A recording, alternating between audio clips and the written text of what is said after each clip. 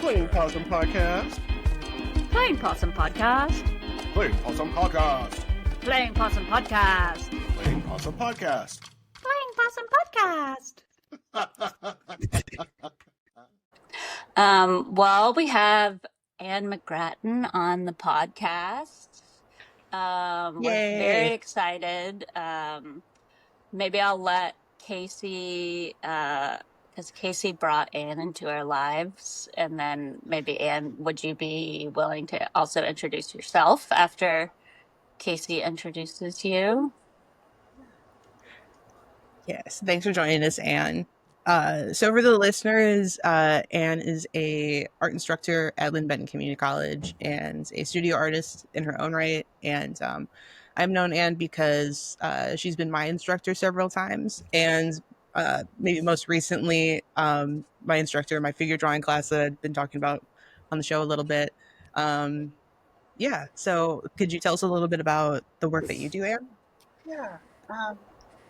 So I am predominantly a painter, but I feel like I dabble a little bit in everything.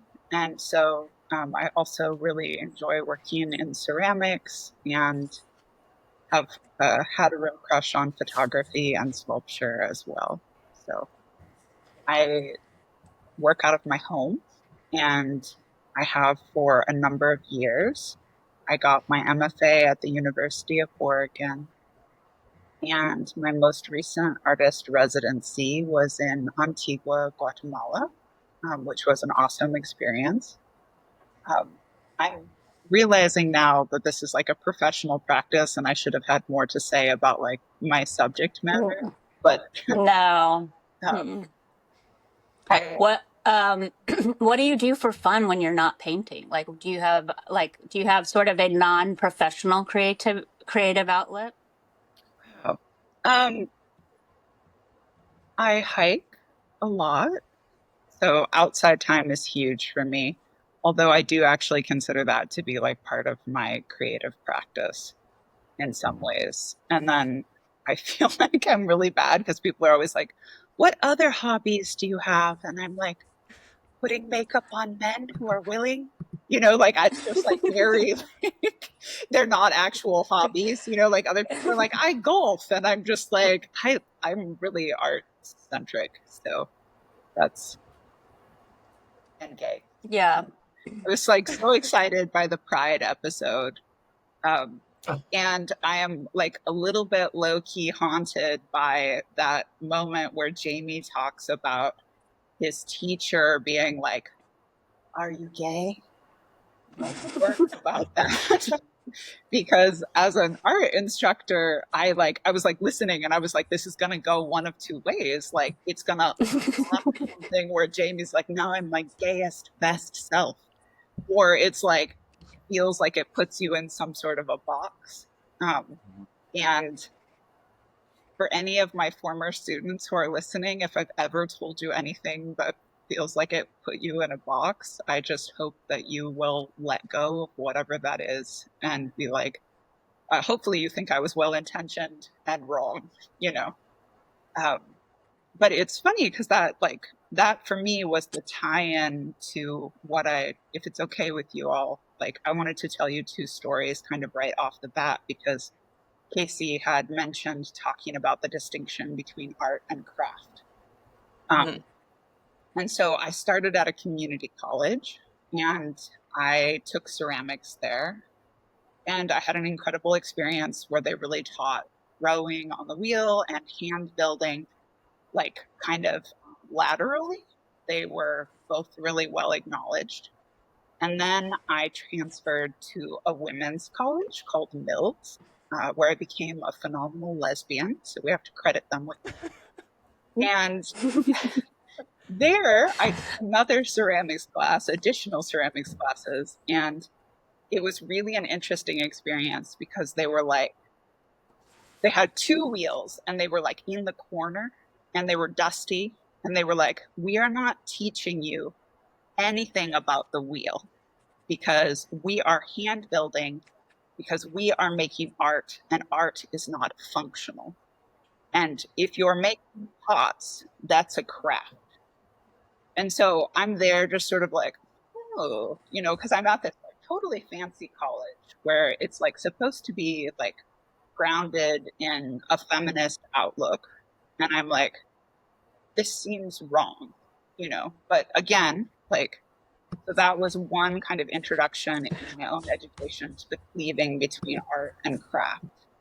And then it happened a second horrendous time in grad school where I was a conditional master's student at the U of O, and I got extremely excited about bells and like their significance within maybe like a religious environment, like the idea of sound. And so I decide I'm going to make ceramic bells. And so I start like making these bells, and my mentor comes in and is like, this is a craft and you are embarrassing yourself and you need to not make these anymore. And I'm like, again, I'm a conditional master's student and this is my primary mentor. So like one would hope to be like, fuck off about it. But I didn't. Can I interrupt? What is a conditional master's student? It means that well, I mean, I think it's really funny because I think as a student at any point in your journey, you feel conditional. Like you could fail, you could have a problem, like people could not support you. But it sort of mimicked, I think, the rest of the academic environment where your first year, you are like, you have to go under review and then they decide if they're going to keep you. So it's a little reality TV show, like, and we were all like, oh my God, you can get voted off the island? Yes. My MFA program was the same way at Alabama. It's a 3-year program, but the first 2 years you earn your MA, and then you get the green light to go on to finish and get your MFA. So you have the potential to earn 2 different degrees. Essentially, you get the MFA, it canceled out the MA or whatever. But yeah, you have to pass review at the end of every semester, or maybe it's the end of every year. That's similar to a PhD. I don't have one, but my wife has one, and that's how it is with the PhD. Which for everyone listening, an MFA is a terminal degree, and so this is like what it is like getting a PhD in studio art. So for those of you who don't know, because many people don't, that is, that's. I mean, it makes sense that that's the process, but. I didn't ever have to go through that process. Like I did 2 masters, and so it's like you're just there and there's no conditions. And I want to encourage anyone who's considering an art degree to like not be weirded out by this, because I think I took it more seriously than I should have. And I think, I just had a lot of fear and joy coursing through me simultaneously in those programs. And so like, again, I've had a lot of time to reflect on this now that I'm an instructor as well. And I do think that I personally produce my best work in a space where I don't feel conditional. I have to have like some amount of like a little bit of stress, right? Like it matters to me to make the work. I have maybe an opportunity or something like that. But the big thing for me is also like that when I'm under stress that is too high, I become really squirrely. Like I make weird decisions. I'm not my best self. So it's like, how do I provide that to somebody else? And so I guess if anyone is listening who's doing a higher ed program, like you should consider that. But I'm wanting to come back to these 2 moments where I'm told that there's a big difference between art and craft. And I remember like looking back and feeling extremely frustrated because when you're thinking about contemporary art, there is a huge emphasis on individuality. There's a huge emphasis on the genius, and that person emerges unrelated to anybody else, totally distinct and original. And then there's centuries worth of work where people were apprenticed to one another. People are replicating one another. People are trying to be within a lineage. And so it really, and at least in my education, resulted in people being like, oh, that's a traditional art, or perhaps what we call a craft. And this is contemporary art. But I think like inside that language is actually like a whole bunch of very coded ways about how we talk about what we're going to value, both with money and then in terms of respect. Like, oh, that's something that is old and traditional, so that a potter out of Mexico, right, male or female, might just be like, oh, well, that's craft. Like, and I don't think that craft is a dirty word. Like, please. But I'm just like, I'm very interested in how art with a capital A is then the thing that like maybe garners like a lot more money, and how, women craft, people from other places have traditional crafts, and then maybe certain people in contemporary art galleries are making art. And so I think when I look at my mentor who is telling me like, this is a craft and you need to leave this alone, part of me is really frustrated with her because I'm just like, wow. But then I'm like, she was also a woman who is surviving in an academic system which really valued abstraction, which really valued art for art's sake. And she had to survive in there. And she was very likely trying to give me what she felt like was the needed message, even though it's something that eventually I was like, okay, I don't agree with this. And I'm feeling like I've really talked a lot here. Did you all have some similar experiences with this? Well, absolutely. I mean, all through art school, art versus craft was always a conversation, right? And then, of course, there's the concept of beauty and how does that fit with art and all of that as well. But with craft, it was, yeah, I mean, there's a highbrow and a lowbrow, and there's definitely a value system that exists around it. And I think it really fucks with students' heads. I think it really prevents people from exploring and making work. I mean, look back, and I remember having professors telling me this: you should just make until you can't make anymore, and most of it is going to be craft. But you've eliminated ideas that don't really fit with what it is that you're trying to do, or other things that like get in the way. And so in our MFA program, we had a book arts folks that were doing book arts, traditional book building, binding, paper making, all of that. And we also had a ceramics department, and we would all be in, we would have classes together and stuff, and that conversation came up endlessly, and it was frustrating for everyone because it created an unnecessary hierarchy, and it only whoever was on top depended on which side of the argument you were coming from. So yeah, it's interesting that it's still still part of the process. I mean, I guess it always will be. But, I mean, I'm hoping we're going to lateralize at some point. But yeah, and I know it's like as a student, that conversation can be really frustrating too, because at some point you're like, okay, let's just talk about the work, Totally. I remember sitting into your lecture about the difference between art and craft and how it's so coded in our culture, and feeling a lot of different things about it, because I think in my own work, I use like art, craft, and like maker so interchangeably, because I really like art and making art, but I was trained in more of a craft, like design work, and some of like my kind of creative hobbies are more kind of like craft based, but also I like use this term, which I think also we're not necessarily talking about, but I feel related as maker because of doing so many different kinds of making type activities, that it becomes conflicting. It's like, what do you call yourself? Or do you have enough like, check marks in the artist category to call yourself an artist, or do you have to be something else?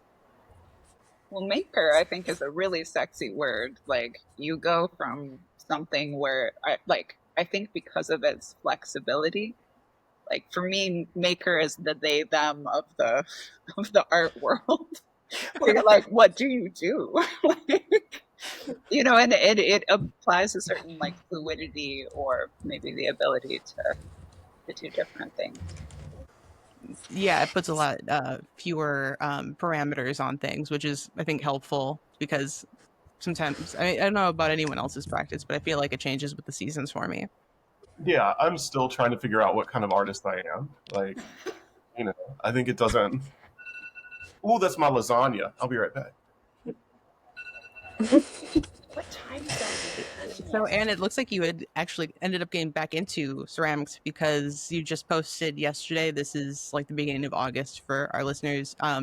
That you were making some art that was like a big thrown pot that you had carved into.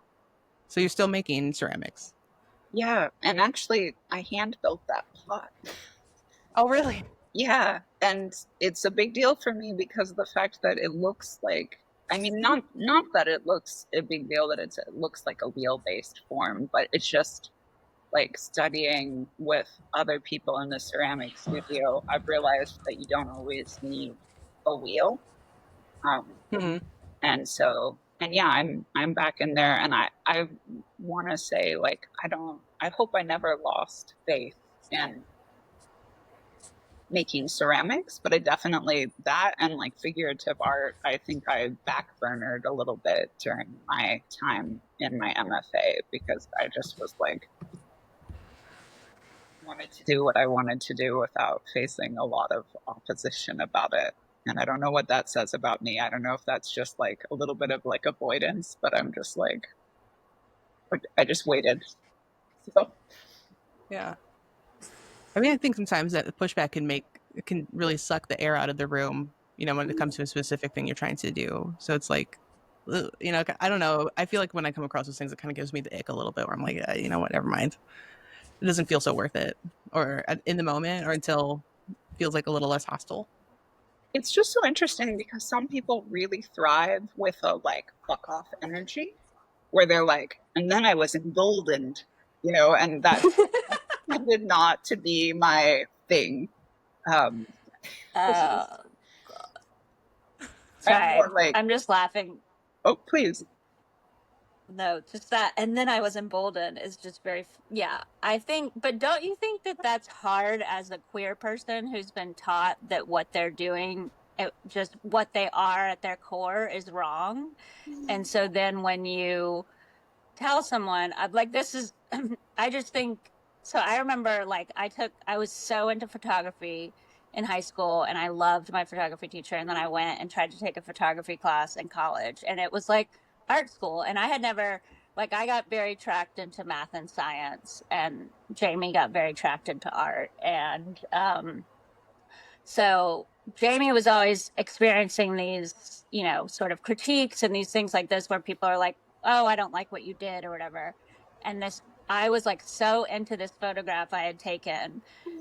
And the photography teacher just like destroyed me, and I was just like, like, yeah, I mean, I haven't done photography since then, I mean, I take pictures, but I do not consider myself a photographer. And like, when I was in high school, I got awards for photography and like was so into it, like was like, I mean, when my parents moved, I found like a huge box of pictures that I had like done, in the dark room and all of this stuff. And I think, sometimes I think it is really hard for people who inherently are wondering if there's something wrong with them, whether they know they're queer or whatever it is, or like, whatever society is saying that who you are at the core is wrong. And then when people share, because when you're doing art, right, or craft, I think, you're bringing something out from inside of you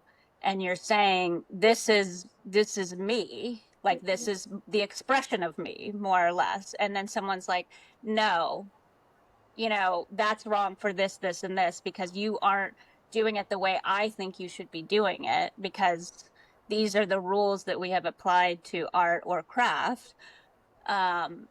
Then it takes all the air out of like your energy. Just like it takes so much, I think, to bring something like that forward. And then so that's why, like, and so I was just like, oh no, I'm not doing that, and yeah, so that's why I was laughing, is like I am not someone either who has been emboldened by criticism, because I think for me to finally feel comfortable as myself in the world,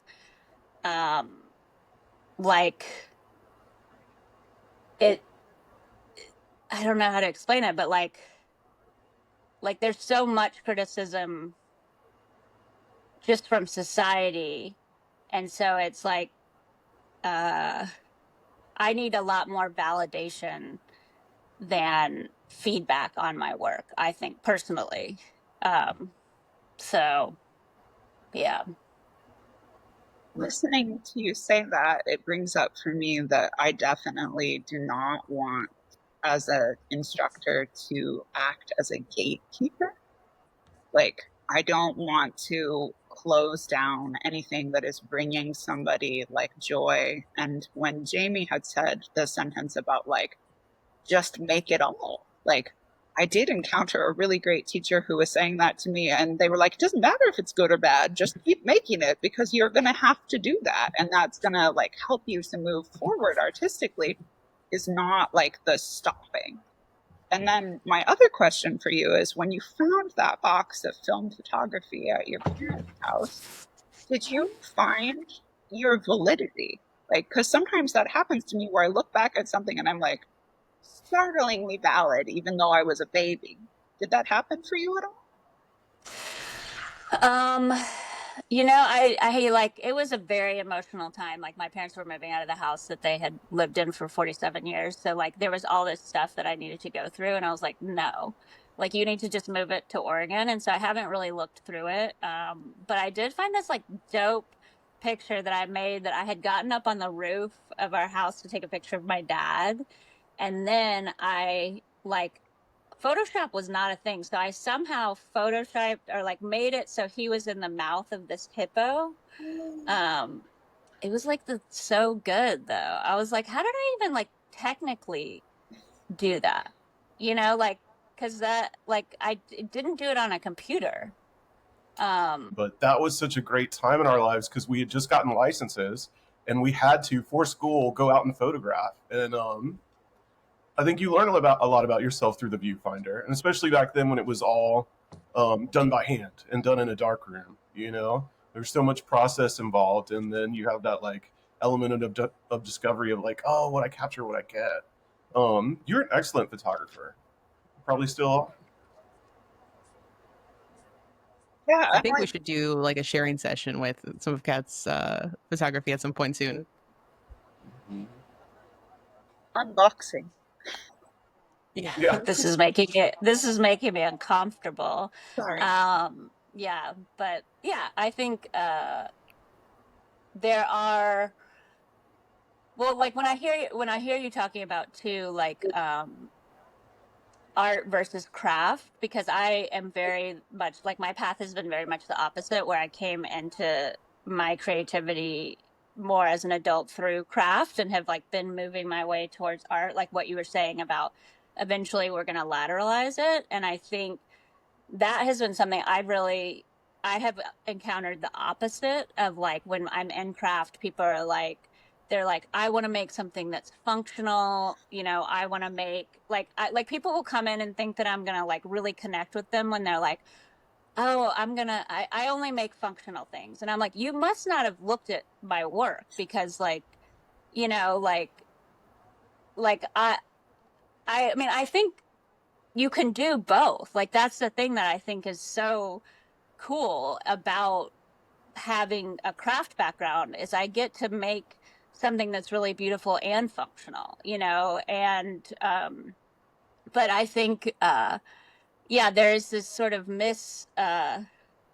like, I don't know, sort of like, from both worlds, it's like, don't cross that line, you know. And people who do, like, I think it's interesting that you were saying, I'm curious about like what you say about gender, or your impression of gender from art and craft, because for me it feels like the people who cross that line are more often women.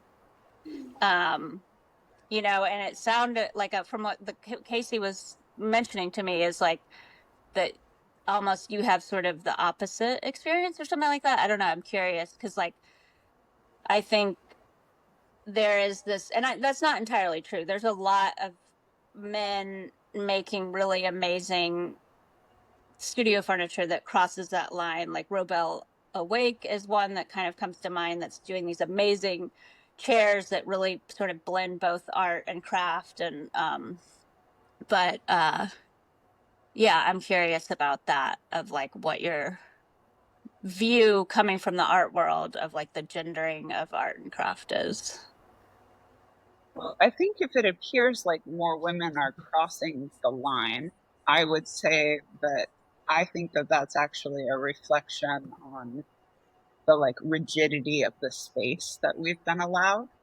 And that certainly there are like, I was thinking about my friend and fellow artist Andrew Douglas Campbell, who like does incredible like kind of textile work and is really like very fluid between different ways of making.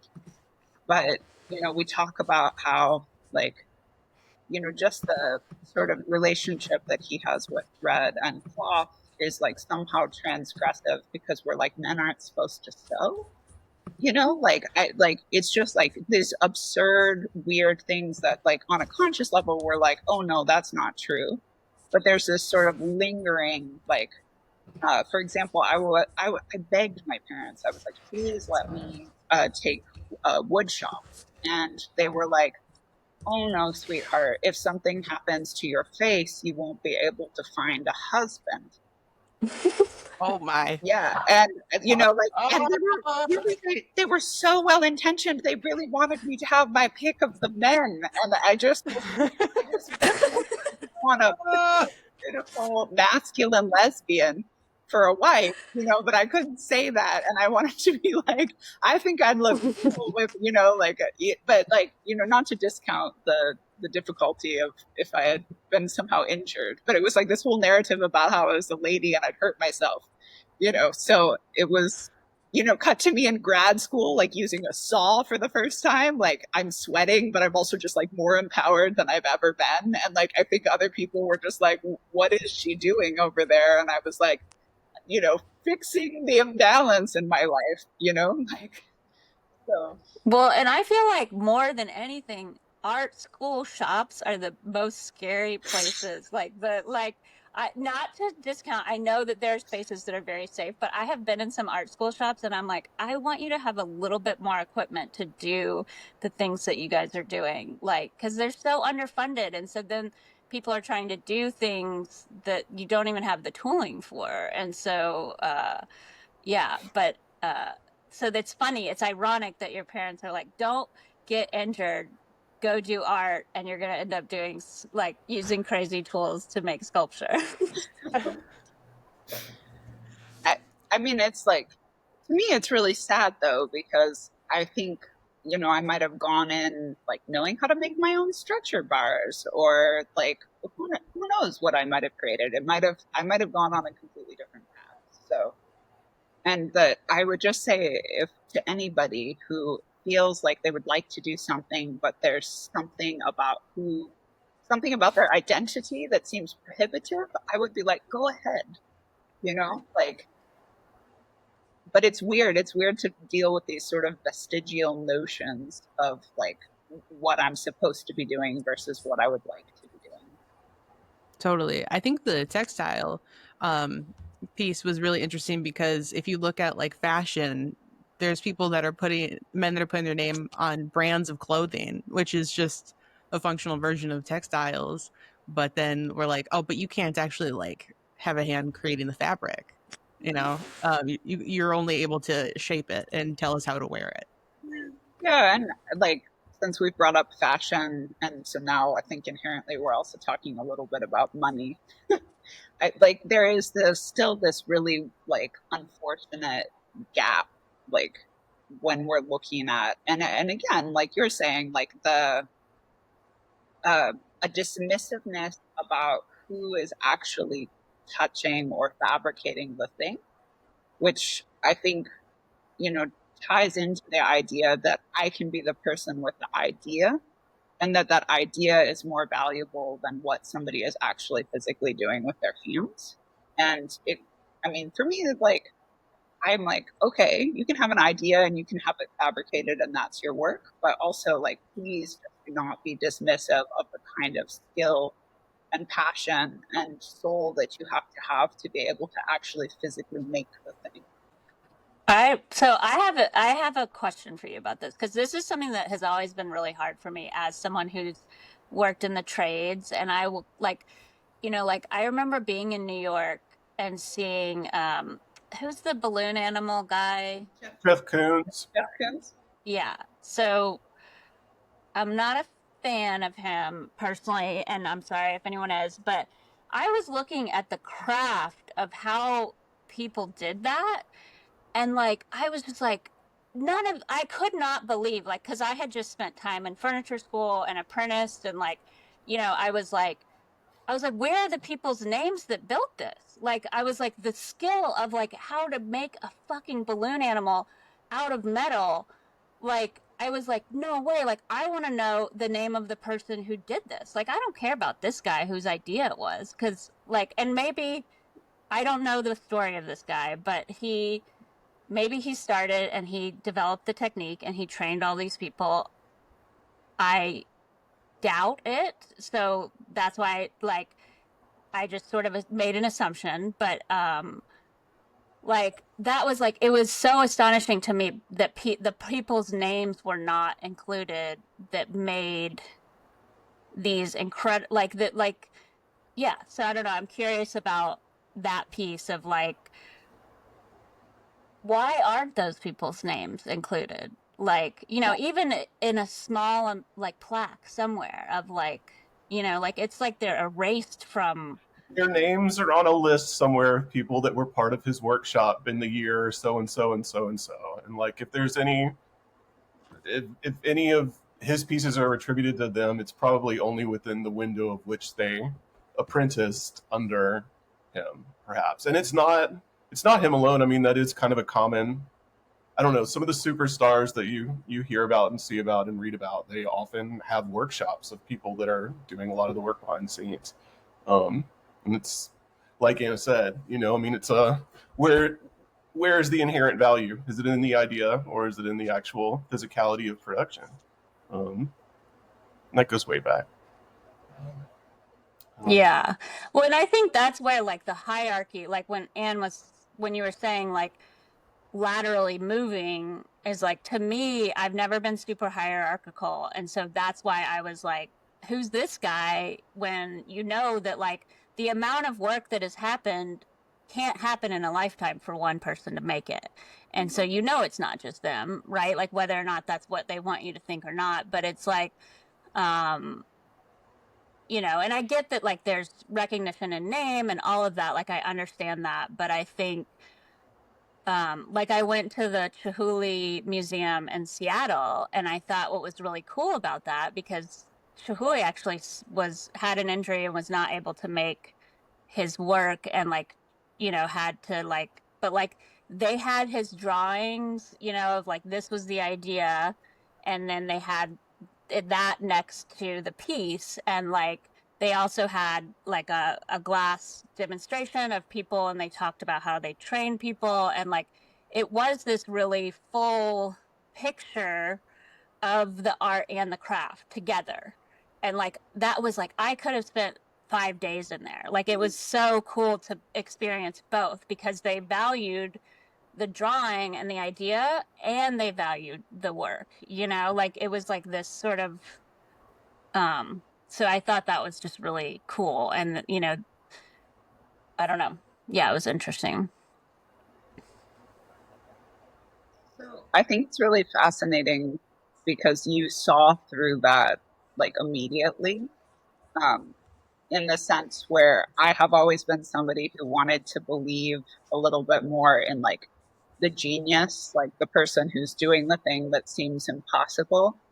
And I think because of your background, you were like, oh no, no one makes this by themselves, but that there's the desire to have that erasure and just be the mind, and that when we look at the way that money flows, like obviously Jeff Koons is somebody who I feel like upsets a lot of people, because you start to be like, okay, well, what was that sold for? And then you're like, oh, okay, and then you like, fingers crossed, you're like, hope you paid everybody well for what you did there. You're like, I find it kind of freeing to think of art being made is not necessarily like by a monolith of an artist. There's like lots of restaurants, for example, that are, everyone's like, oh, we have to go see the chef, but like the restaurant's only going to be as good as how strong he can make the team. But I've been thinking about it a lot in this way of that I've been getting into writing, and I've, over the course of 2025, I've read pretty much everything that David Sedaris has written at this point. I'm just like, why? I would love to be able to write like David Sedaris. And then thinking about like, well, the more interviews I listen to him talk about, he's also like giving so much credit to his editors, and thinking about even how these stories of like how someone's talking about their own life or their own experiences isn't even a solo craft in that, right? He still is like leaning so much on like the audience and their reaction and his editors before he goes to publish and things like that. And so part of me is like, wow, it's actually kind of refreshing to not think about like, oh, I have to like be good at every part of everything that I'm creating, because if you have people around you, the thing will eventually be put together.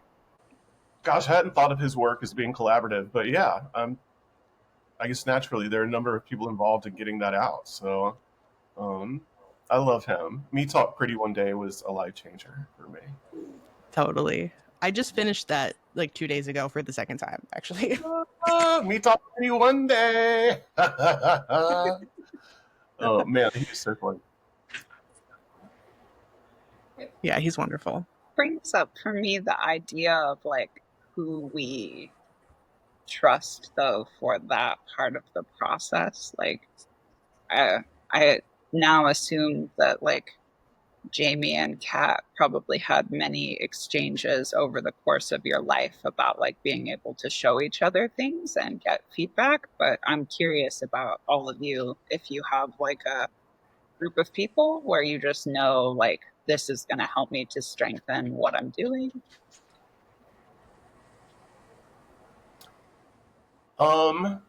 Personally, no. I'm sort of on an island, and I've kind of gotten in the habit of just putting it out there, and whatever comes back comes back. But too late, it's done. So I'll start another one, and maybe some of that input will still be in there. But no, and that's been a challenge for me, because I've got to be my own cheerleader, and I have to keep moving myself. And when you're in a group setting, like in an educational setting, you do have a lot of feedback, and for me, that I needed a lot of reassurance as a student, and so that was helpful. And so I've had to learn how to do that on my own. I don't have a big art community that I'm a part of in my community, so it's a one-man show.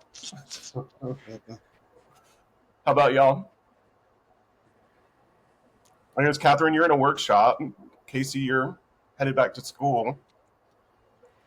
Yeah, I feel like it depends on what I'm doing. I think often my photography I will do on my own, because I try to not keep it super serious. I try to, that's like my fun thing. But for writing, I will ask people and like have them look at it. I have an aunt that's like really into writing, so I often send things to her, or I've like sent things to Kat and Jamie that I've written to look over for me.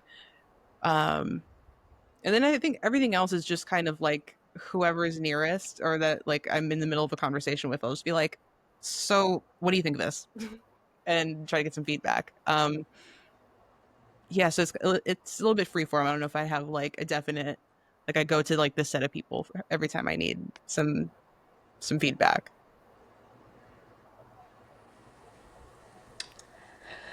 I think for me, like I really need people to tell me that I'm great. And, so I wish I didn't. I wish I didn't, but I know I am old enough to know that about myself, that it's not just in my art, just in my life, I just need a lot of validation. And I think, what I was saying earlier is I have had to push so hard to be who I am. I've had to push so hard through these hard statements in society that what you want to be is not right, and Jamie and I have had conversations about this, being a more masculine woman, the messaging in society is that you are a monster, you're a creep, you're all of these horrible things. And when I was a kid, that's what I wanted, but it was I was well, I'm not a monster, I'm not a creep, I'm not these things. And so I was just well, then I must not be that. And so, but it comes out anyways, right? And it's I remember throwing away so many clothes. My first experience in creativity, because I wasn't good at drawing, was clothes. I love clothes, I love fashion, and so I remember buying these things and feeling myself in them, but then feeling not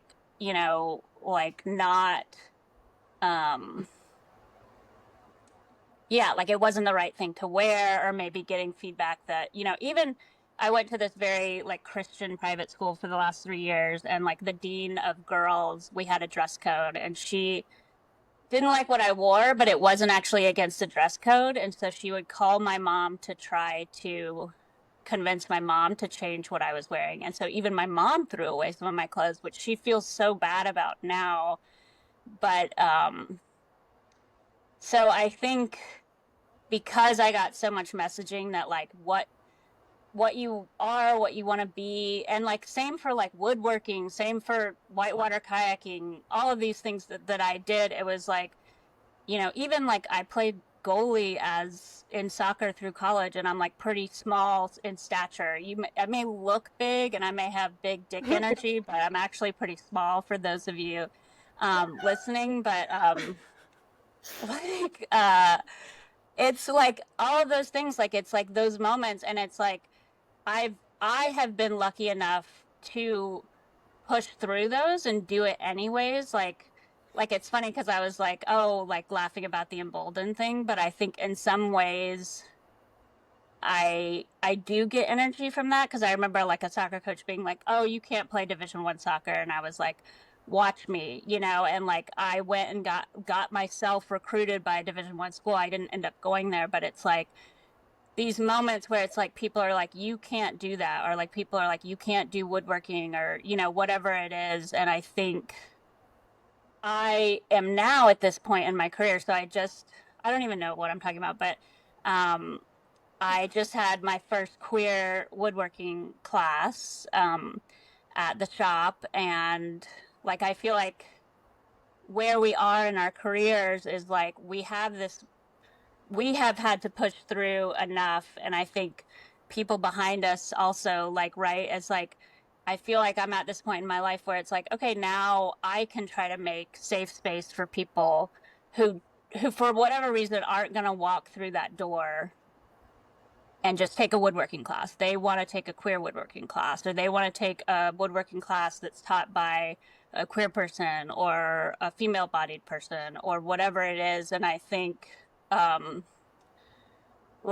understanding, I feel what we've been kind of bouncing around is understanding that there are people who will push through anyways, and then there are people who can't for whatever reason, and that they're just going to get shut down. Somebody says something and they're going to just disappear. And so I think what I have done in order to do all of those things is finding the people who will give me the feedback that I want. To circle back to the answer to the question of so I went to an Indigo Girls concert last night, and I wore this kind of crazy fun outfit, and all these queer people were I love your outfit, right? And it's if I wore that in a straight space, it would be different feedback, but it's and so it's I think it's the same with like my art. It's like I've been working on these queer worms in Western wear, and like I first drew it for Marcia, and then she had it on her phone for like almost a year, and I just had that feedback that she liked it, you know, and it took me a year, and then it was like, okay, then I drew it for this group that I'm in that's like neurodivergent and queer, and like it kind of became our mascot for our group. And I got a lot of good feedback from them, and we started calling each other worms, and like, you know, this growth where it's like you find the person that, like what Jamie was saying, is your champion, and then you kind of grow that, and you test. For me, I'm testing it, and then I'm like, okay, and then that brings me energy to be able to put it out to a larger group, and then, you know, I kind of grow it in steps, I guess. Totally. So really that was a long answer, sorry. I'm really glad you shared that, because when you were telling me about, or telling us about how you know, you got all this like feedback, it was really making me think about being like 19 and starting college out, like right out of high school, and I wanted to go to art school, and then my aunt, who I've probably always taken like an unreasonably high amount of their opinion to heart, said, well, why don't you just join the Navy? And I was like, what? And then I dropped out of art school for the first time. And then just after having like lingered for long enough in art, in creative spaces, have like kind of found my way back to being like, oh, maybe it's actually like okay to have a creative career. I don't know. So I guess I just feel validated by your story is what I'm saying. Well, and how would you answer that question for yourself? Do you need feedback to move forward, or I think in my own studio practice, like art has always been a very kind of shy love letter to the world. And I think back to when I was like a little kid, and I would look forward to coming to school each day because I had a drawing in my desk, and I would take it out and I would work on it. And I think about Casey talking about our show, our pop-up show, when Casey was like, and then I had to be in the room with it, you know, and that like my dream was only ever to like make the thing that someone else would see and maybe have a moment with. Because I feel like in my painting, it's always this thing where I'm like, I'll stand in front of it for a really long time and I'll make this thing for you. And then I don't even want to know, like, you don't even have to say anything to me. Like, I just want you to have seen it. And when I look at other people's paintings and other people's art, it changes the way that I see the world. It changes, like, the things that I notice, the things that I care about, like, it changes the way that I think. And so it is this really funny thing where I like often wonder, like, can I work independent of like criticism and praise? Like, could I just be making? But the reality of it is, like, I think much like Kat is saying, that like, I know who to send it to. Like, I have one friend where I know when I send it, she's just going to tell me like how wonderful it is. And also, I have a mother like this who is like, I'm really lucky to have that, where she will just be over the top thrilled about whatever it is that I'm doing. And it's very helpful because sometimes, like, at the end of making something, I reach a near panic phase where I'm like, let's destroy it. Like, it's a very weird, destructive impulse where I'm like, yes, we've done all of this, but then we could really fuck it up, you know, like, or like, you know, just get rid of it altogether. And I have learned how to control that, thankfully. And then I also, thankfully, I have a handful of people where I can call them in and I can be like, do you see anything that's like distracting you? What is bothering you here? Like, what are you noticing and not noticing? And that's really helpful because a lot of times the thing that's upsetting me, where I've been like repainting a section and they're not even looking at that. They don't care. They're like, you've got another problem. And I'm like, okay, let me focus on, you know, like, so, like, I think it's a real mix of things. So, well, could you speak to your process a little bit? I mean, you were mentioning that you get to the end and then you have this urge to sometimes have an urge to like, take a hard right or something, or destroy it or whatever. I was looking at all of your work and very impressed by all of it. And you obviously spend a lot of time on an underpainting, landscapes primarily, and then it's juxtaposed against something that is a little bit more haphazard. So I obviously I really enjoy delving into the technical process of painting. It's something that or really anything that I'm doing. Like when I am immersed and lose myself in what I'm doing, it's like something that I really love. But then it's also, I think for all of us who are really intricate with our making, there's this thing where I'm just we'll look at some mark that somebody made on a train car and be like, damn, I think that took 15 seconds and it looks so sexy. It looks so delicious. It's so perfect. And I'm like, okay, I just spent hours in front of this thing, trying to achieve some certain sort of effect. And then I'm just like, wow, it looks good to not try so hard as well. And I feel like from early on, it became a question of, is it creative to be destructive? And I think that sometimes it definitely can be. I'm very interested in things sort of after a disaster or after something starts to no longer function in the way that we expect it to. And so, did I answer that okay? Yeah, I just fascinated by that contrast in your work. I think it's really interesting.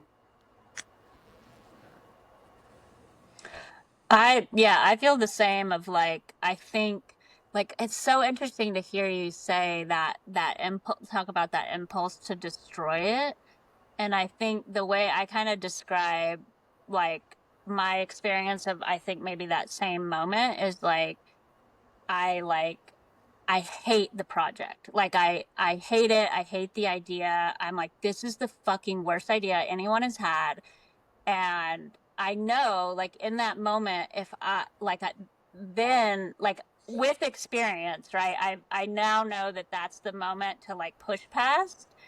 And then I actually feel really proud of the project once I'm done and all of that. But it's interesting that you were kind of physically embodying that moment with your work, because it's I also spent some time looking at your work, and it's the landscape photos there's so much perfection in it and beauty and technique, and I'm not as I've been friends with Jamie, who's a painter for a long time, but I'm not good enough to be like, oh my gosh, you're using this technique or whatever. But it's I was saying, it kind of was reminiscent to me of this furniture maker, Gary Knox Bennett, who he built this entire cabinet, which just the amount of time in it, and then he finished it, and then he just drove a nail in it, and it's kind of this famous piece. And I think people respond to that so much because it's I think that is such a universal experience. And it's the same thing of what we were talking about before of this is these paintings are an embodiment of what's inside of you, of what you're seeing. Like you were saying, you do a lot of hiking, and it's I can see what you see in these landscapes. And it's and then also that experience of it's not perfect. It's never, that moment of what you're seeing anyways is never going to be perfect. And it's, I think sometimes when we see these perfect paintings or this perfect work, it's we project that moment or that person, like Jeff Koons or whatever his name is, right, the perfection of that versus all the messiness that's behind that you never get to see. And I love that you're just bringing all that messiness forward in your work, like I also really love your like still lives where, it's like this like really beautiful like orange, peeled with like birth control pills next to it, or like really like I just love like the juxtaposition of like both of those things together, like the rawness of life and the beauty like sort of put together. So I'm super excited because I think, fingers crossed, I'm in communication with Planned Parenthood in Portland. And I think I'm going to be able to show some of that work at Planned Parenthood.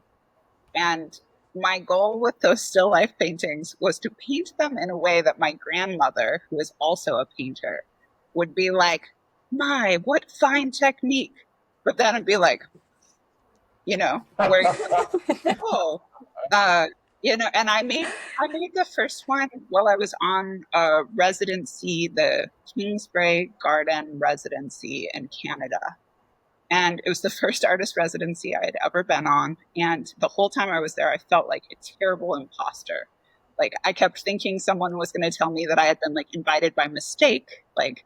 And I mean, there's just so many things about that I could talk about. But I was supposed to be like, I had proposed a completely different project. And in the middle of it, I like go to town, buy condoms, buy a peach, inflate the condom with the peach in it, and then like I'm secretly in the studio making it.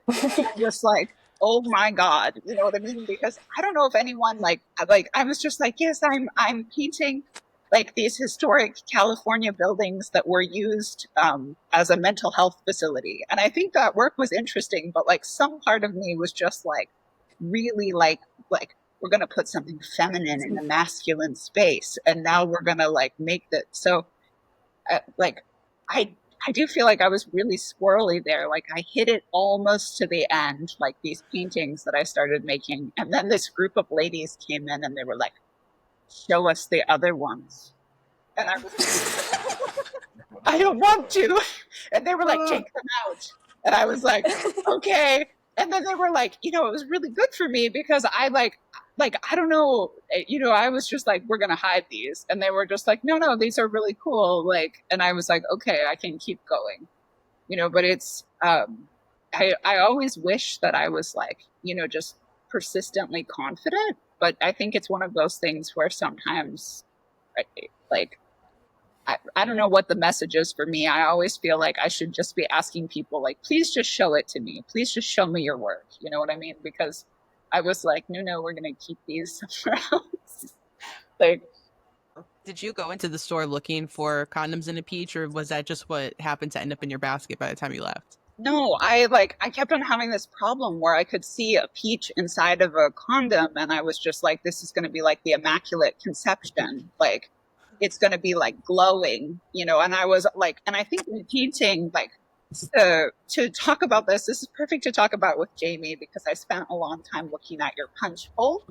Your punch bowl is so beautiful. And it's this question of like, how do you see a clear object with light, which painters really get off on, I think. Like, there's a whole legacy of that where we're like, clear? Ooh. Like, I'm like, put a liquid in it too. The beach will be solid. So yeah. So I definitely went to the store and I think I'm sure it was awkward for the checker. I like had a peach and like a package of condoms, and they were like, what's this kindly person up to? So got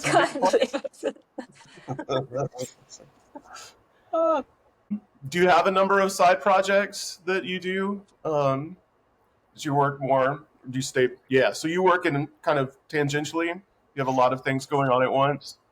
Oh, sweet Jesus. Like, I'm like, I should make my own wrapping paper because people care about that. You know what I mean? Like, so I like have a roll of paper on the table that I'm like making paste paper. And like, yeah, I love to do lino cut. So yes, unfortunately, I sometimes feel like I'm very given to multiple projects at the same time. And then like listening to you all has been so interesting because I keep thinking to myself about who I am at about like 80% through a project, because there's a part of me at the 80% point where I'm just like, we could stop this and start something new, or we could stop this and never finish it again.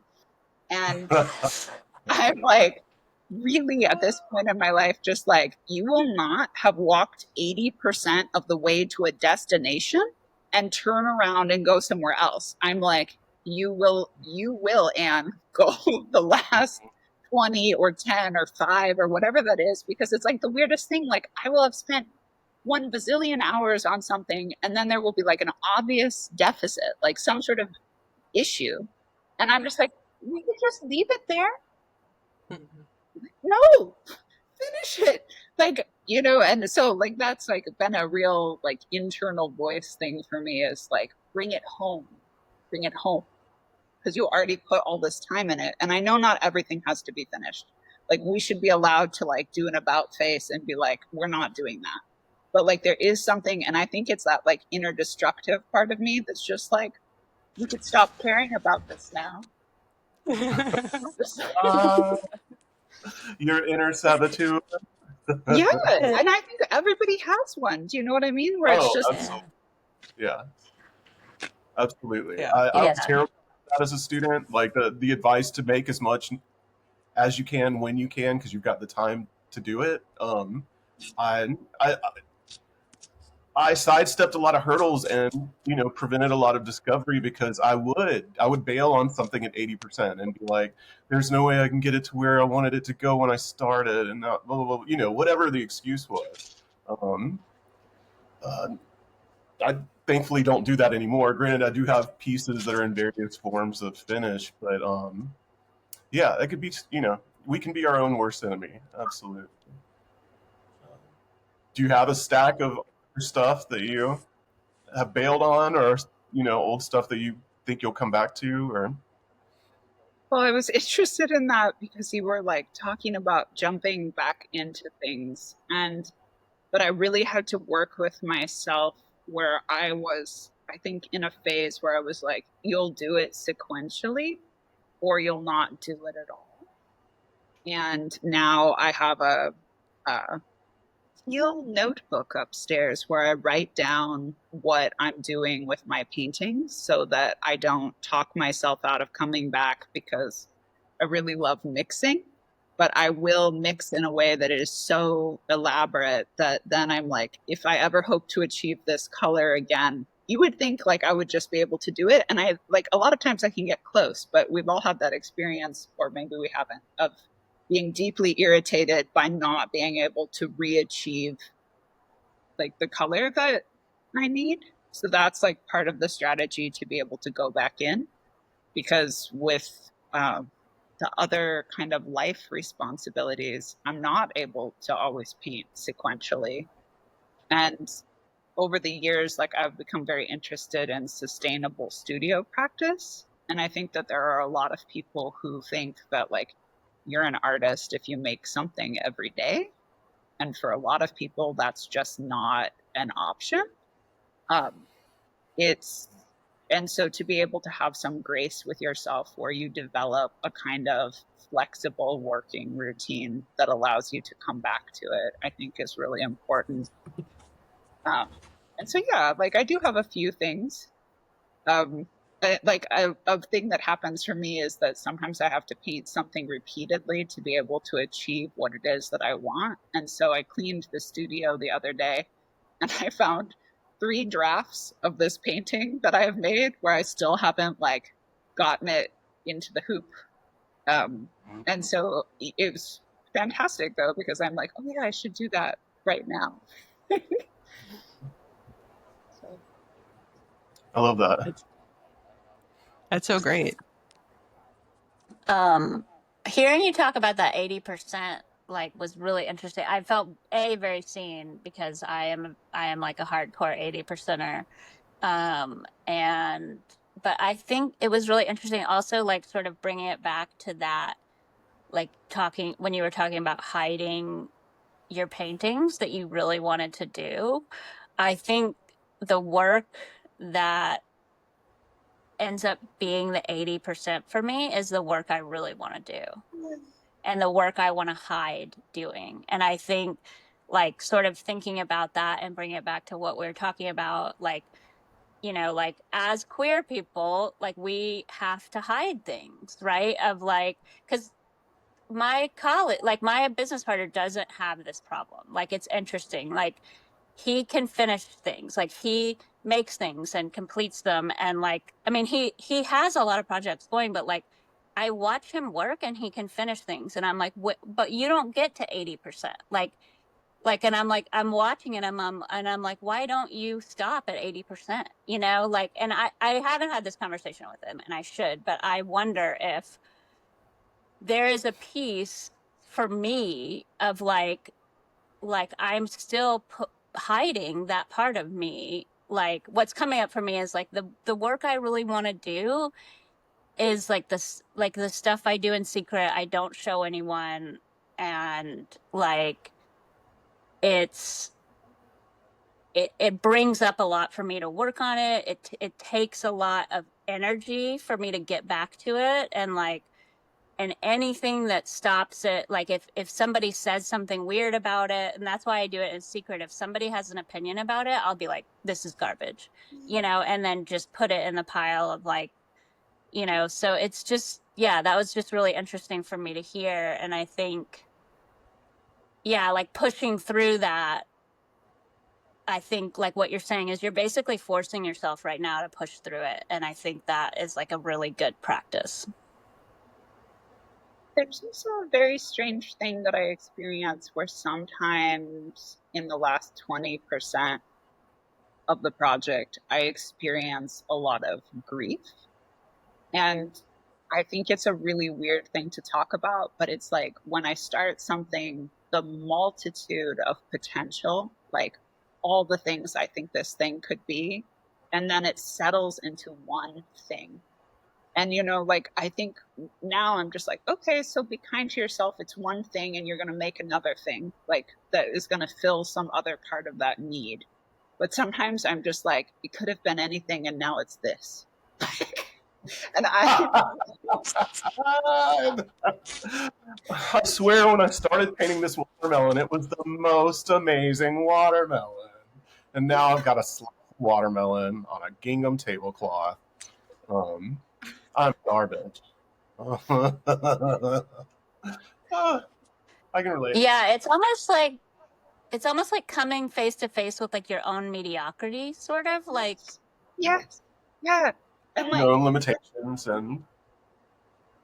Well, and I think that's like a really funny thing because I feel like a lot of times when I work with students, they're just like, what if this is bad? And I'm like, oh, sweet baby, like this would be so great if this was bad. Because if it's bad, you like wide full circle to where it's good again. Do you know what I mean? Like, it's amazing in contemporary art, I think. It's like you draw something and you make it like, and it just like, it goes like really like poorly. And then all of a sudden it's like, it's good. Like, to me, like I'm really interested in things that are bad. I'm interested in things that are good. And then like the very painful realization that a lot of the things that I'm just going to make are just going to be like right in the middle. Like, just like, oh, okay. And then it's okay to do that too. Do you know what I mean? Like, cause this like pursuit of like the piece to end all pieces, like I would be so depressed, right? Like if I was like, well, I did it. You know what I mean? Like that, like, but again, like there's this sort of mythology around like getting somewhere, and where is that? Like, Yeah, well, that's like patriarchy and white supremacy, right? yeah. Is like if you know, and it's interesting, like, right, if like that moment where you're like, oh, well, it's gonna be bad, and pushing through that, or that like you don't have the skill to do what you want, like, right, like you don't have it yet, and but you have to, like what Jamie is saying, you have to finish it anyways, and to do that is sort of like accepting that you're mediocre and that you aren't the best yet or maybe ever, and that that's okay. And I think like Casey has written a lot about perfectionism and sort of pushing through that. And, you know, I think I've watched Casey make a lot of things at the shop recently and been really impressed with like the amount of work that you've been pushing through. And yeah, just being okay with things being as they are. And like, I just love that. And your work is like almost like just put it so visceral around that that struggle. I appreciate it too. Thank you. I think we should be, as artists, allowed to ask the question, like, who is deciding what is good? And then it's like, it's very empowering, I think, to think, oh, okay, like, I have just as much of a hand in deciding what is good as anybody else. And then it can also be like really lonely, you know what I mean? Where I'm just like, okay, I only have to make work to my standard. Like, that's all I can do. But then I'm like, okay, of course, like I'm influenced by all of these other people in the world, all of these pre-existing art history interactions, you know, so. I had a really long hiatus from painting between graduate school and when I finally started working again. It was about 8 years. And when I started painting again, a lot going through my head, a lot of anxiety and everything. But I had arrived at a place where I was so concerned about how my work was going to be received that I kind of had to describe some parameters for myself, or at least my expectations. And what I arrived at is that everybody else gets to decide whether or not they like it, but I'm the only one that gets to decide if it's good. So yeah, I think it's a good thing for young people too, you know, for you to set up what your expectations are, you know, and then you can review. But yeah, everyone's going to have an opinion. And maybe sometimes the goal isn't even to be good, it's just for the practice of making something. Yeah. I think that's like also a valid reason to be creating, is just to get more time under your belt. Well, and I have felt like for myself that art has helped to make the really good parts of my life feel more euphoric. Like, I loved listening to you, Kat, talking about creating the queer worms. And like, I love that there are 3 of them, because it just sort of like offsets the notion of like 2 lesbian worms together. They're just like, I want to get to know them more before I make any assumptions about them. I should say that. But that where am I going with this? Oh dear. This is like an Anne's brain tangent. But nope, I lost it. I'm so sorry. I got excited about the worm, and that's all. Well, you were talking about the euphoric nature, like your art sort of. Yes, like it's been there for me when I'm up, but it's also been something that's like really cradled me when I'm not doing well. And so it's like this private space to exist. And I think one of the things that is so painful about art making, but so helpful, is that we sit with ourselves. And so it has been for me, like, it's like from very early on, I feel like if anyone had just looked carefully at my drawings, they would have been like, oh, this woman is gay, you know, because it was just like explosions of like me expressing this thing that I was repressing inside of myself. And so I think, you know, in the nature of like talking about things that I might be hiding, it's been this thing where I was like, oh, thank goodness. I just do it visually, and then we don't have to talk about it. And so it was a very rocky ride for me going through art school, where they were like, yes, you're going to make it, and then you're going to talk about it, and you're going to write about it. And I was like, oh no, I did this explicitly so that I don't have to do any of those things. Like, I already did it in this other like category. Thank you so much. You know, like, but that I see now how those things are like a gift. And so like in listening to all of you, like I am asking myself, like, how might I like think about collaboration more, or think about writing in a way that would like support my studio practice. Like, it's been really interesting to listen to Jamie, and like you just are like, okay, I'm touching all of these things. And for me, like, it would be such a big leap right now to be like, writing is going to be part of the regular practice. But I do make myself do a certain amount of administrative things where I'm like, I'm going to apply for stuff. And that, I did not understand that as a young person. I thought someone was going to come along and be like, Ian, your work is wonderful and we'd like to show it, and that was going to be great. And then I was like, holy shmoly, I have to apply for everything. I have to like be like, dear so-and-so, like, you would like my work for this collection. Dear so-and-so, like, please select me to be here, like such a startling realization, and how I'm like just a little bit of a like finance person, a little bit of a grant writing person, a little bit of a like hugely like having to be like a self promoter, but like also recognizing my embodiment as a woman, and how like coming off as too confident about something is sometimes really frowned upon. So I'm like, how do I keep it at a medium but confident level moving forward?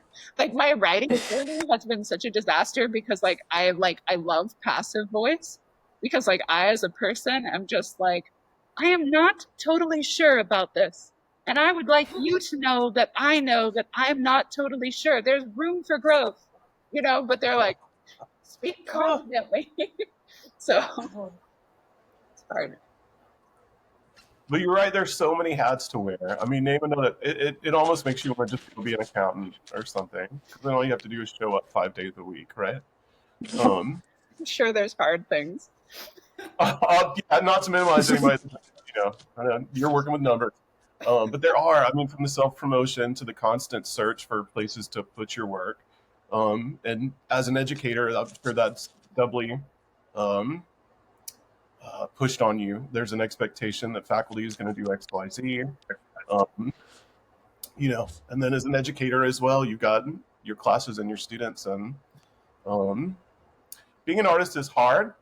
I'd like to throw that out there today. Totally. But so enjoy talking with you and getting to know about your work, and yeah, you've definitely given us some things to think about, and I don't feel so on an island at the moment. That's one of my favorite things about our pod. Definitely. And do you have any shows that are coming up? Jamie's lasagna. And what shows are coming up? I'm in around Oregon at the Corvallis Art Center right now. I'm also in Personal Mythologies, and both of those are at LaSalle's, also in Corvallis. I'm in another show in Denver, I believe, called Museology. But I'm hopeful that I'm going to be having a show with my colleague Renee McKitterick at Western Oregon University's really beautiful gallery in the fall of 2026. And so right now, I keep thinking about that and how we might be able to show up together in that space. And I'm really excited because it's our first time kind of collaborating in that way to make work that will sit cohesively in the space together. That's awesome. Do you have a website, social media you'd like to promote?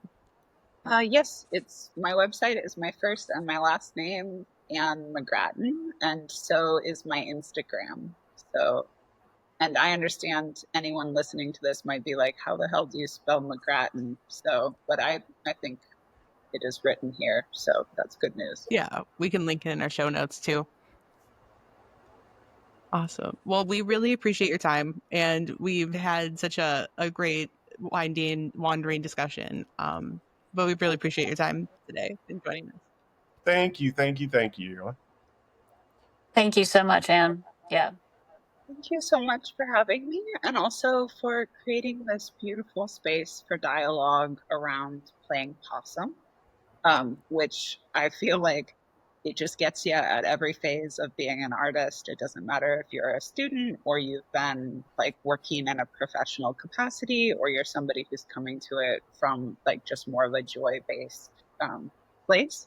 We all have ways in which we do that. So it's been really wonderful to listen to you, and thank you for having me on.